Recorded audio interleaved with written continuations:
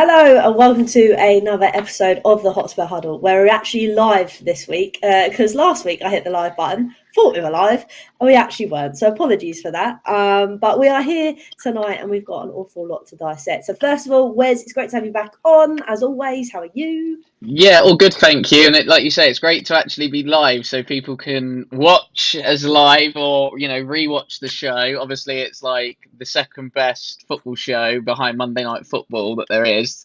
And we have a lot to go through. So I'm really, really looking forward to it tonight. And I'm hoping that the chat's going to pop off as well. And we can get some good views and some good chat going as well. Indeed, and like I say, there is an awful lot to talk about. Lots of different things actually, which is quite nice. And Nelson as well. It's great to have you back. How are you?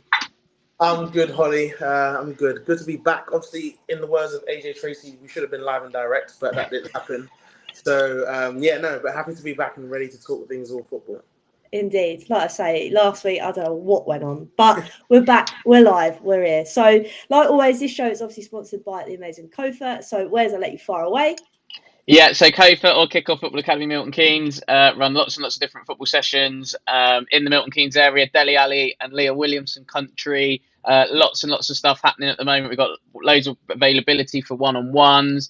We run a kicker session. We've got an upcoming Halloween camp where people can win bottles of Prime and some other goodies such as grip socks as well. I've gone big this year with this camp. We also have our girls only football sessions. We've got our skills centre, birthday parties, you name it. We do the lot. So if you are in the Milton Keynes area, please get in touch with us because we would love to help your child on their footballing journey.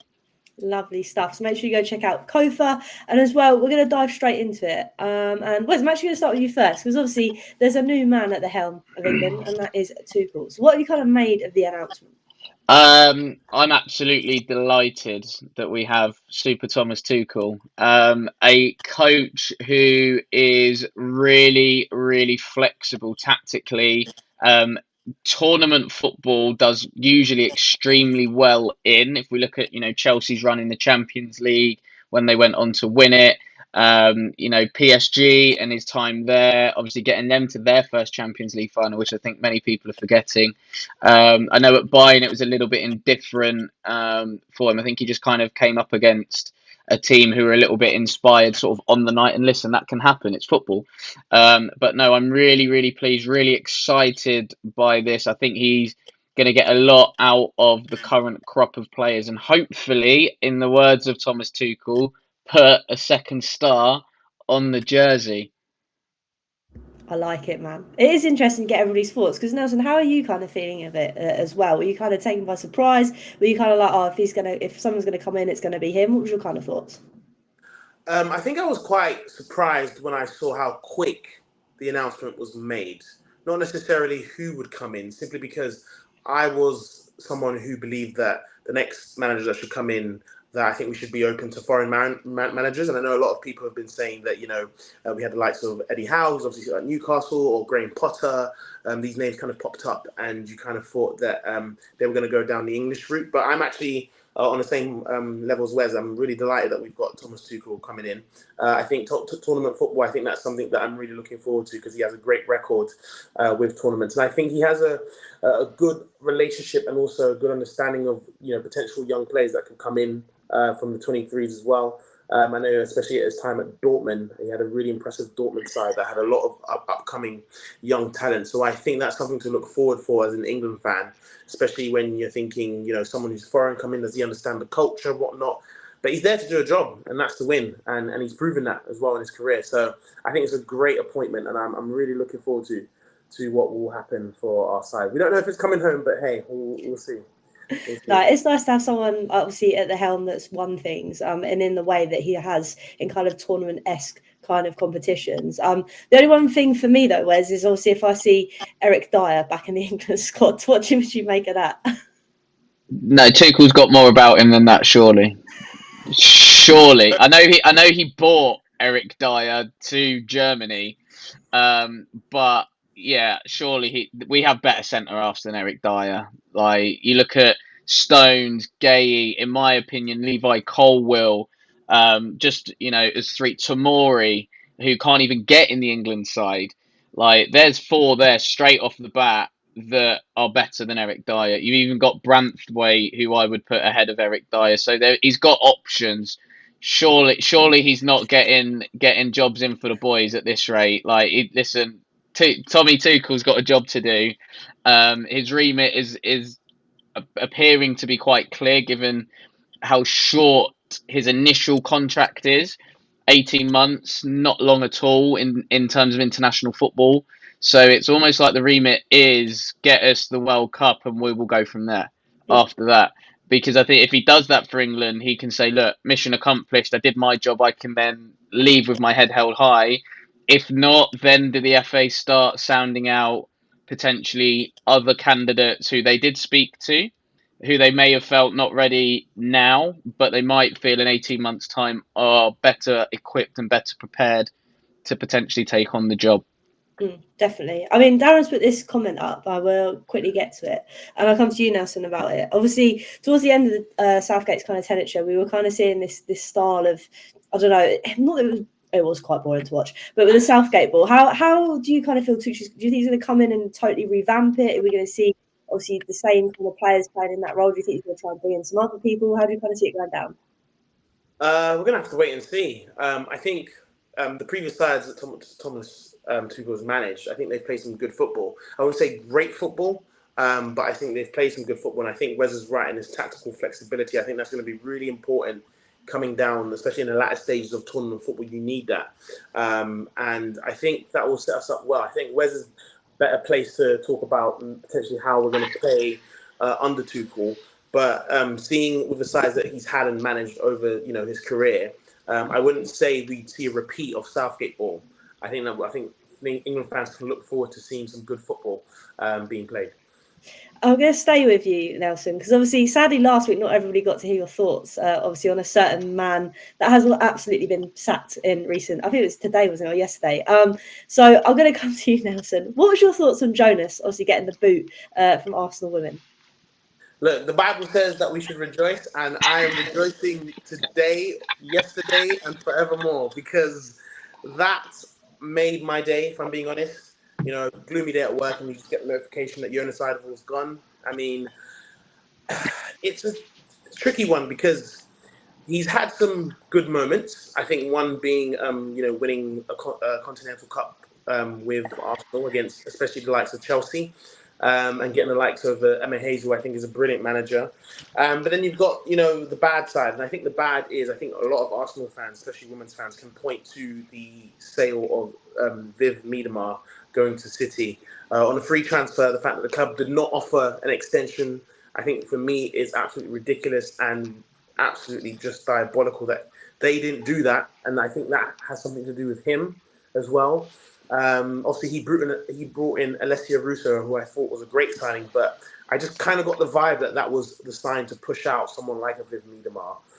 But when you've got the likes of someone like Miedema, who has scored the most goals ever in the WSL, you would think to offer a potential extension. But I think his tactics as well, I don't think he was great in terms of flexibility as well. And one thing that really pointed out was the lack of a consistent starting 11. He would tinker formations, tinker players back and forth, and he just couldn't have his team. And that's something that most great teams, we knew that Emma had her team. We knew others in the league and the WSL had their team. You see it as well in international football, but Jonas just didn't have his consistent 11. And I think that was really frustrating. So there'll be times, fans are sitting on the sidelines and saying, bring this player on, like a Russo or a Beth Mead or a Leah Williamson. And you're wondering, why are these top names being put on the bench? And I think he just tried to tinker and he just couldn't find his identity with the club. So I think he heard the noise, especially after the loss against Chelsea on the weekend, which was a very disappointing result. And I think he kind of heard, I think you've got to give him credit for someone who hears the noise and think, you know what, okay, I might have to step down, because most managers are quite stubborn and tend to stay on. But he gave us some good moments. I really enjoyed the Champions League run we had towards the semi-final, and we lost to Wolfsburg. But I wish him all the best, but definitely not back at our club, because we got rid. So I think that was needed. And Renee, who is coming in as an interim coach, we're looking forward to seeing what she does. But you wonder who could come in. Speaking of Gareth Southgate, who you mentioned before, he has been linked to the job. I don't want to see that happen. Like, I will pray to the living God that, he doesn't come. But we'll have to see who comes in. But good news all around for me, Holly. I'm happy that he's gone, and I think the players as well might get the new. I think we call it a new manager boost when they come in. So we'll see that happen as well. Let's say that new manager bounce. I was quite happy when Arsenal were doing the way they were doing, so I'm a bit gutted that he's left. But no, I'm glad. Obviously, in the realm of football, it's probably a good direction for obviously the club to go in. Whether I'm happy about it is another thing. But we'll talk about the flip side of North London, because obviously we got a little bit of a battering against Man United, didn't we? I think it was a 3-0 loss in the end. Yeah, Agent Clinton, I think, was on job between her and Jessica Naz. I think no, Celine Bazette. Sorry, not Jessica Naz. Yeah, those two must have spied and given some insight. But yeah, United seem to be a bit of a menacing team for Tottenham. Like, we don't seem to do well against them. Obviously, FA Cup final, that was a bit of a tanking. Game at the weekend, bit of a tanking as well. So yeah, a little bit disappointing. Unfortunately, I couldn't watch the game; I was working.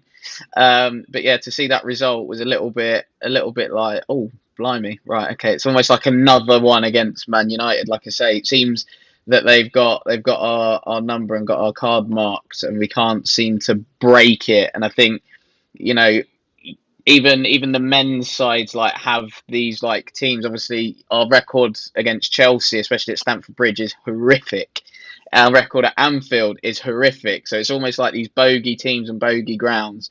You've, like I say, you've seen it in the men's side, and typical Spurs, it seems to be festering through the club and heading over to the women as well. So yeah, but no, I think, hopefully, I say hopefully, we've got a really difficult game coming up. We've got Chelsea next, and they're absolutely flying at the minute. So that's going to be a real interesting one. But yeah, hopefully the girls can start to turn it around sooner rather than later. I mean, talking about turning it around, obviously that's pretty much the theme at Spurs at the moment, because obviously at the weekend we have West Ham at home, and obviously after the Brighton game, we need to kind of step it up, don't we? Just a bit. Well, I say the Brighton game, it's the second half against Brighton, and I think Ange's ready to let rip into them, because he didn't really he hasn't really had the opportunity to. He's come out and said that after the game wasn't the right time, but he's had like 10 days to like let it fester and stew on it, and he's ready to let rip. So this is the time you want the Amazon cameras in there to find out what he's going to unleash on these players. But yeah, I don't like this fixture at all. I think I said it on the Park Lane pod show on Sunday. It's like West Ham seem to be that little brother that gets a bit mouthy every now and then and kind of has their little, but you just want to like slap and put them back in their place. But I'd like to think that we can get a good result. Obviously, West Ham have not done as well as everybody thought they were going to, especially start this season with Lopetegui coming in. I've had a lot of change, a lot of new players coming in, and implementing a new style of play at the same time. I don't think it's helped West Ham's cause at the minute, but I know they would love nothing more than to turn us over and get 3 points on Saturday. I think that's the most frustrating thing, because obviously we need a bounce back. Like you mentioned, obviously Ange's going to explode at the players. But Nelson, coming from your point of view, obviously we spoke about that game last week. I know nobody kind of managed to see us talk about it, but it was so weird how they just kind of switched off in that Brighton game. And obviously it was like, oh, we're going off to international break. Do you think the players are going to come back now and have that realisation after Ange has his words with them that actually, yeah, we need to sort ourselves out, basically? Yeah, I think it's one of those ones where, like, you get in trouble in school, but the head teacher hasn't grilled you yet. And I think that's something that Andrew's waiting for. And I think he's relishing the opportunity, and he doesn't care how the players feel. I think it's a matter of you had a job, you messed it up again, second half against Brighton, and now this is how I'm going to lay into you, and this is what I expect heading into the game against West Ham. And I'm hoping, I do think that the players will come good. I think the international break came at the right time. Because, yeah, boy, if that didn't happen, then I think, Ange would have definitely laid into him even more. But I think, like Wes said, he's had time to reflect. He's had time to think about how he potentially could tinker the side, or if not, keep the same 11. But like Wes said, little brother team, I think West Ham will definitely be up for it, especially after beating Ipswich. So they'll have a lot of confidence heading into that as well. Because similar to, like, your derbies, anything can happen in that kind of fixture. So I do think Ange will be ready. I think he will have his plan set out, and I think it's just about execution. and players actually, like you said, Holly, making sure that they're switched on for the complete 90 minutes because they've got some dangerous players there. We know they've got dangerous players there. So I think Spurs will have to be vigilant for that. I think we need to be. It's just we can't have another second half like we did against Brighton. But Nelson, staying with you, obviously, because Arsenal have Bournemouth at the weekend. So how are you kind of feeling about this one? I haven't paid much attention simply because I've been annoyed by the constant news of like injuries happening to players. To Saka, who could potentially miss out, Martinelli as well, and the fact that Odegaard is still out and has a setback as well to come back a bit longer. It ain't really good news, but I am still thinking that we would get a victory. I think we have the depth to be able to bring in players and replace the likes of Bukayo and Martinelli. It's just how they're able to execute because, like Wes mentioned as well about a week ago, about that having that player like Bukayo who makes a difference, who can grab the game by the scruff of the neck. That is something that we will obviously miss if he does miss the game. But I think Arteta will have a backup plan for the players that could be missing. So I think the players will head in there with confidence. But I'm someone as an Arsenal fan that hates the international break because I think it affects momentum. I think obviously with the win that we had against Southampton, we wanted to build on that. So I think Bournemouth will definitely be up for it. Home fixture. I think they'll have the crowd on their side. We'll just have to wait and see. But I think Arteta will be set up to try and win and hopefully dominate as well. As I say, Wes, it's quite nice hearing the injury news, isn't it? Yeah, did anybody else see the infamous Saka limp on England duty? England coincidentally losing to Greece. Hits a certain Saka's like, nah, count me out, I've had enough. Just limp off. Where have we seen that one before? Yeah. But no, I think this game's actually going to be more interesting than people realise. And I say that Bournemouth's front four are really good, and I think this is like traits of an Iraola team. They're really good at pressing individuals like really high up the pitch, and almost setting a trap to press, and almost force mistakes. They're really, really good at it. I think Jamie Carragher did an interesting piece on a Monday Night Football, I think, before when they played Southampton recently, about how many pressures sort of in the final third that Bournemouth do, and then the turnovers that creates in that top end of the pitch. So Arsenal are going to have to be on their game just in terms of handling the ball. I think if Bournemouth are clever, they will lock off any passes towards Saliba, if this is from an Evan Nilsson point of view, and let Gabriel have the ball, because I would argue out of Arsenal's regular back five, Gabriel's probably the poorest on the ball, and he is likely to make a mistake in that part of the pitch when Arsenal try and build. And then it's about, can Bournemouth get those bodies in and around, transition quickly, and then be clinical in front of goal. I have liked the look of Evan Nilsson. I think he's been a brilliant signing, and I wouldn't say one to really replace Dominic Solanke, but I think he's come in and filled that void, really, really well, to the point where people aren't talking about Bournemouth missing Solanke. So I think he's got to have a lot of credit for that as well. Like I say, works his socks off as well. So yeah, I think it's going to be really, really interesting. I do expect Arsenal to win, but I think it will be a really, really good game as well. Agreed. I think both our fixtures are going to be interesting ones, potentially for obviously two different reasons. But I'm looking forward to it. It's going to be a fun weekend, which also brings more fun. Nelson, I'm going to come to you first because obviously you are the guru of FPL. And obviously, sadly, last week we kind of missed the insights from you because obviously, as we all know, my streaming platform decided it wasn't going to play ball. So I'm going to let you fire away because I know that the hidden trick for FPL, as Wes mentioned before we went live, was Friday's the day you make all your lovely changes. So we're going to fling your one on the screen now. And I want you to just talk through what you're going for and what direction you think you're going to go into on Friday. Cool. All right, boom. So I think heading into this weekend, like Wes said, guys, you got to make your changes come Friday. Don't leave it last minute. Wait for the managers to have their pre-match press conferences and then make the changes. I am favouring towards bringing Chris Wood back because I believe he has a game at home against Crystal Palace. So I do favour Chris Wood to potentially bag some goals. I think Palace have, I think me and Wes have said it, and we knew that they had a good defence towards the back end of last season. but I think it's been very surprising the amount of goals they let in. Also the loss of Joachim Andersen has been a big part in that as well. I think Mbeumo is someone to keep despite playing Man United away, I believe. I think that's someone to keep because you never know. I think Brentford have been quite impressive. I've been quite impressed with Brentford this season. I just think away from home it's where they've struggled. So hopefully they would be able to kind of play without fear against United. I believe Dwight McNeil is playing against Ipswich. Everton have a nice run of fixtures that you would say are favourable, but you never know because Everton have been absolutely poor this season. So you don't know how that could end up. But if you're looking for a player from that Everton side to bring some attacking returns, it would probably be between the likes of Dwight McNeil or Calvert-Lewin. So I'm going to put Haaland as my captain against Wolves. I'm likely going to keep Rico Lewis in the squad. I think it's in defence where I think I might change Lewis Dunk and bringing someone like an Ain't Nori, who I think has been quite impressive for Wolves. He's had some attacking returns. Even though he's positioned as a defender in fantasy, I think he plays further up forward for Wolves, and I think Gary O'Neill has something for him when he is playing for Wolves.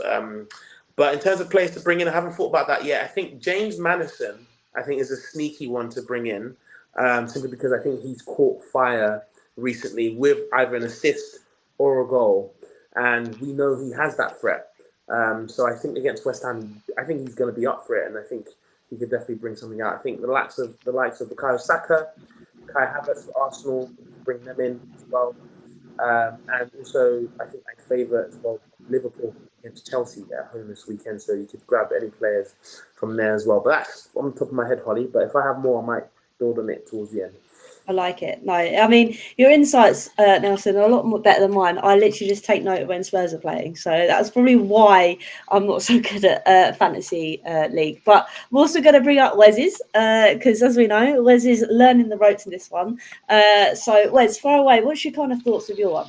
Yeah, I think I've taken Cucurella out for my team because he's suspended for this game because he was a naughty boy. He's picked up 5 yellow cards. So I think I've put in Onana, but I might change that again depending on his fitness because there's a slight chance that he won't play this coming weekend. If that is the case, listen, that guy Welbs, yeah. Get him in your team. He's been on job so far this season. That guy Welbs. But yeah, I think other than that, yeah, I can't see me making too many other changes. To be honest, might potentially swap captain and vice captain around a little bit. I'll have a look at the fixtures and see who's probably more favourable for that. One player though that I'm half tempted to look to bring into my FPL squad is Liam Delap of Ipswich. He has bagged a couple goals recently, and actually from a coach's point of view, really liked his finishing. He seems quite calm and composed in front of goal. I actually think Ipswich have got the favourable fixture because they're playing Everton, and Everton are all over the place at the moment.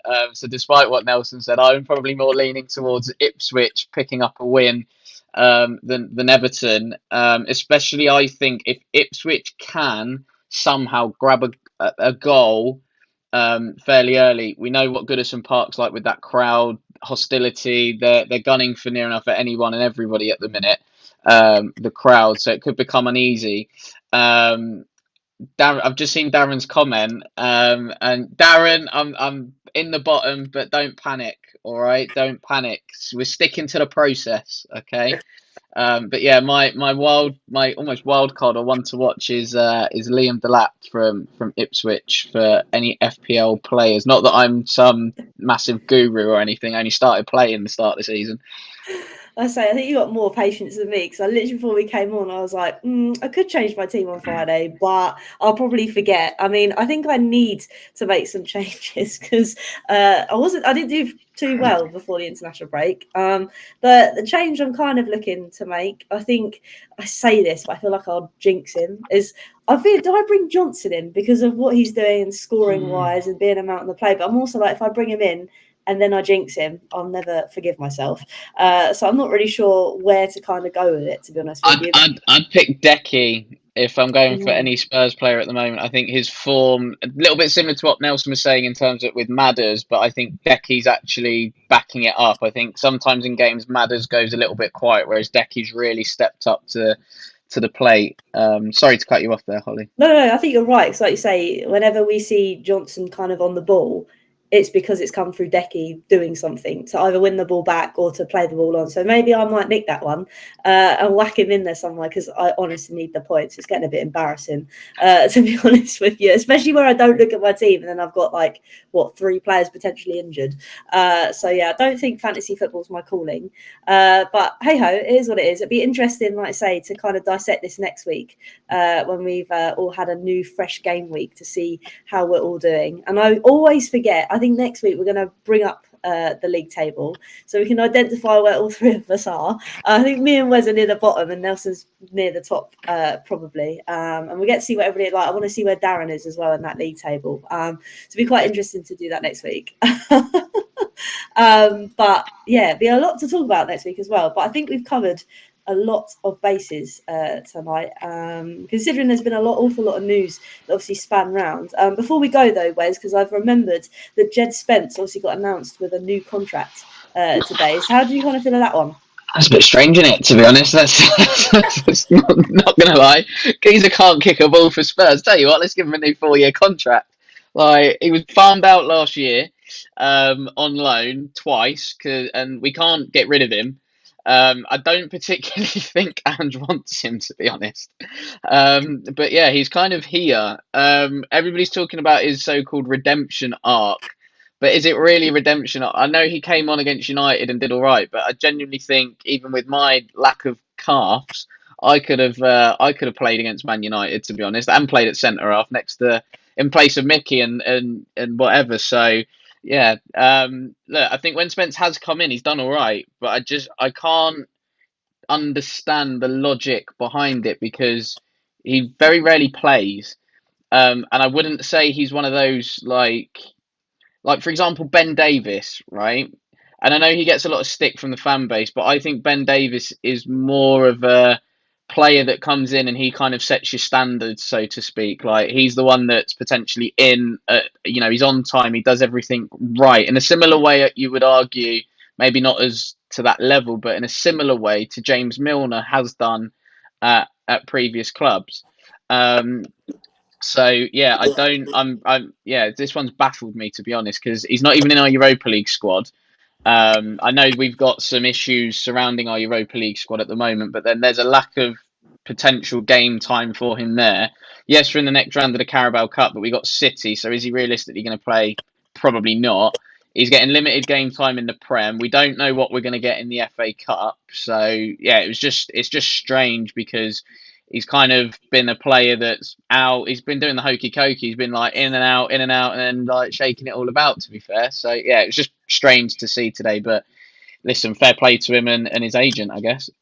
I think, obviously, I know we joke about this redemption kind of thing, but he has kind of come back and been like, when he's needed, he kind of slots in. And the only thing I have with Ben Davies is that I feel like time is catching up with him, in a sense that he is getting on a bit. Can he potentially play that role to the best of his ability now because of his age? I don't really know. But it was totally out of nowhere, which, again, I really don't know how that was timed. But it was just interesting. It popped into my head before we kind of go. But you know what? It's been great tonight. I'm glad that we actually went live and it actually stayed live, unlike last week. I thought we had an amazing show last week, which was so gutting as well, because it was a good chat last week. But I feel like we've done it justice again this week with our great chat. So we'll go around the table, say our goodbyes, and say where we can find us all. So Nelson, thank you again for tonight. Where can everybody find you?